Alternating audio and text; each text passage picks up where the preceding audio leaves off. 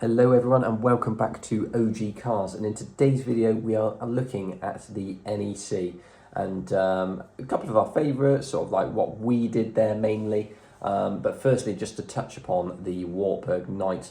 Obviously, for those of you that don't know, the Wartburg Night did break down on the way, and there's already a dedicated video to this. So what I'll do is just skip all that bit out and just say, there's a video. Please go back and watch it on the Wartburg Night and all of the woes we had getting it there and back, if you're interested in that. But yeah, ultimately I was displaying on the IFA Club, so myself, Sam McGlynn and Sheila all had a vehicle at the NEC. I had my Wartburg Knights 1974, our blue one. Sam brought his Trabant along, an F-Reg two-stroke, and Sheila brought along a Queck Caravan from 1988, which is nice and interesting to see. And then myself, I went up in my Saxo VTR, which caused me no problems at all the way there and all the way back.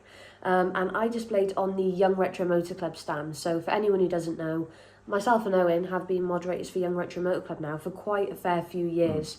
When I first got Charmander, we went to a Caffeine and Machine meet. We got talking to Jack and he thought it'd be great if we got involved, so we did. And we've been moderators ever since. He kind of puts us both under sort of event organisers kind of thing now, because we tend to host a lot of meets in and around South Wales for the Young Retro Motor Club. Like I think last year we had over 10, so we're doing pretty much one every single month if we can, just to keep people involved. And we've got more plans this year. So we thought, let's get Young Retro Motor Club at the NEC and see what it's like. And big thanks to Jack, because obviously, you know, there's stuff that has to be paid for these sort of events, and Jack covered it all. But it was great to finally have a stand there. So you had myself with the Saxo VTR, you had Jack on the other side in his Kia Pride, then you had Brenton in his Wolseley, and then you had Katie in her Scirocco. So I think we had a really good mix of cars, and at the front we had all the stickers, which are all designed by Jack, and he does all of that himself, along with a little bit of other merch there as well. And we got loads of people coming over who were just sort of really interested in the fact it was young people into these sorts of cars. Like granted, stuff like the Saxo's not very surprising because that's exactly what it was aimed at the time, but it still got loads of attention for being a Mark 1 Saxo.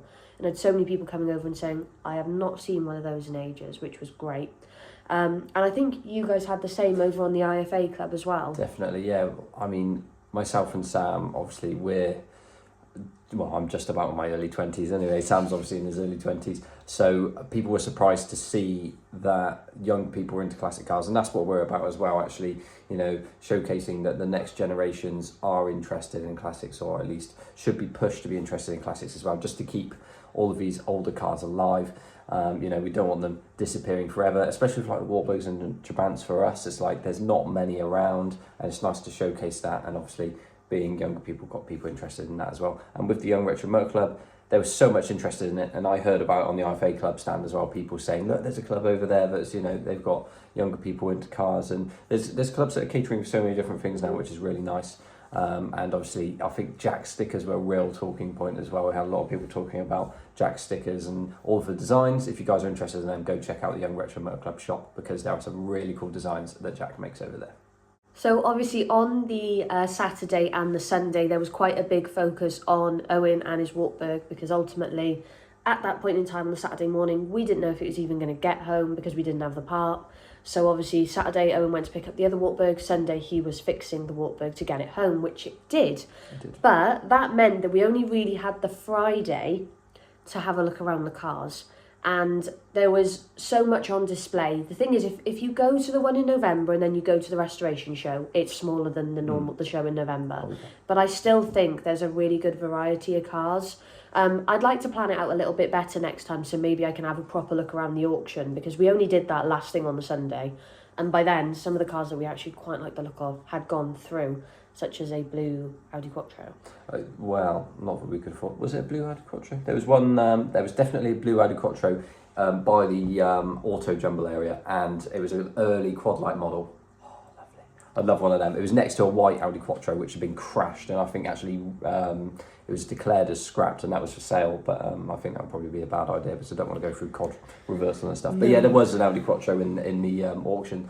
But I shouldn't be walking away with anything in the auction. And actually, I couldn't afford anything like that at the moment now anyway. So that's fine for me. No, but in the auction there was a JDM, sorry, there was a JDM Nissan 300ZX manual twin turbo, and it was interesting to see what that went for, because it went for about what I'd like to put my Nissan up for sale for if I was to sell it. So it's good to see that. And then also a few stands over from where we were, there was a UK twin turbo manual car, so that is incredibly rare. And if you don't know, the way to tell is basically the rear, because it has to have the fog lights fitted, and that was completely original car. It was really nice to see that as well. Any other favourites you can think of? Well, obviously the Yugo Sana is one of our favourites, well, one of mine anyway, and we saw that literally at Rustival the other weekend, the 1.4 GL, which I didn't even know existed until I saw it there at Rustival, and it was nice to see it there again as well. Obviously the Audi Quattro I mentioned was one of my favourites. The early quad lamp one is definitely a favourite for me. Obviously the best car there was a blue Wartburg Knight, but yeah, there were loads of favourites there. I mean, the list could go on and on for ages for cars that I loved. You know, there was Sean's very, very nice blue Fiat Panda 4x4. And that is a lovely colour and a very nicely restored car. So, yeah, that's one of many cars that I could definitely list. And another highlight for us is always the Skoda Owners Club, because if you don't know, they were really good to me last year. They got me on the stand for March. And then when we went in November, they were really nice to me and Owen. And then this time they came over and they were like, come over for tea, come over for cake, come over for this, come over for that. So I was totally sorted for the entire weekend. It's the cake stand. It is the cake stand, and it's good cake as well. But they had some really good cars on stand. They had a Favret on stand, they had two Rapides, and then they also had the early Octavia, which had been completely restored. And they were all looking really good. It was really nice to see a few different cars on their stand, you know. Definitely. I think sometimes it's nice to sort of mix it up a little bit. So it's really nice to get to see everyone on that stand again as well.